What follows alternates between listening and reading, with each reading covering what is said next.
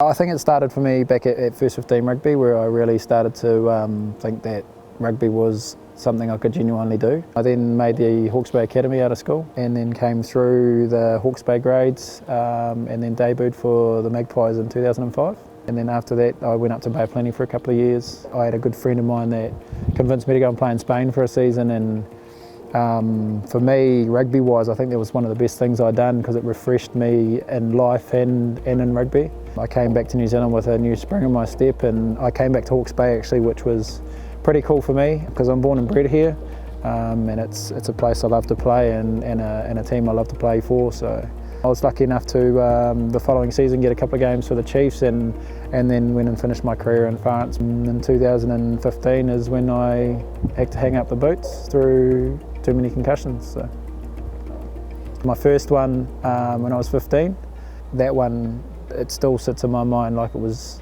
yesterday. I got knocked out, and they say I was out cold for between a minute and 2 minutes. Came to, got taken to the sideline, and I was blurry as, but me being me, not knowing what that actually was, being my first time I'd been concussed, I convinced our coach that I could go back on and play, that I was fine. And I was kicking the goal at the time, and I thought I'd nailed the kick, but with the double vision that I was seeing, I actually missed the post, and that, little to me, I was giving it a yes, and the referee was like, "Nah, mate, you missed." So I can laugh about that moment now, but looking back at it, and that's some things I'd probably change in my life. Another significant one with me was when I was in Bay Plenty. It was probably only 3 or 4 minutes into the game. I got knocked out, didn't actually know where we were. By the time we went off, the coach actually came up to me and said to me, he was talking to me, and I sort of thought of my mate, I didn't know who he was. For that moment when you don't know who anyone is, especially yourself,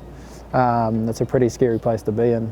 The second to last one I took, this is one I can't remember. I've not had any head contact, so it's just from the impact, and then obviously the brain shaking, and it's caused concussion. I've walked off to the side. I ended up playing 10 days later in the next game, and this ended up being my last game I ever played of rugby. By the time I've come round, I'm actually under the stand with a whole lot of doctors around me. The thing that made me sort of worry a little bit is the panic I can hear in their voice. And then eventually I've got to hospital and stayed there overnight and been checked over, and sort of that was the end of me really as a rugby player. I suffered from depression, anxiety, and you mix that in amongst some pretty bad concussion symptoms as well, and life's just going on a downward spiral for me pretty fast, which affected not only me but my whole family, especially my wife and my kids. Part of our decision to move home was to get me right as a person, and as mainly as a father and a husband.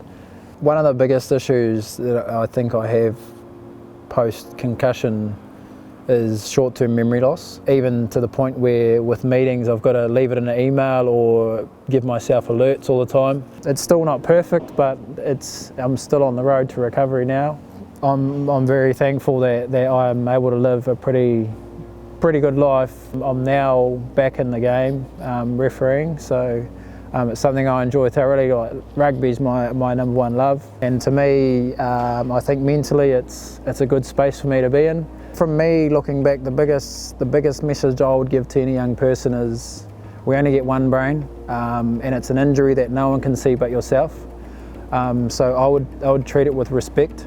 And treat it as a serious injury. If I could go back and change it, that would be one thing I'd definitely do, and look after it, because knowing what I know now and how I done some things in that space, I really would have changed it and probably looked after myself a little bit better.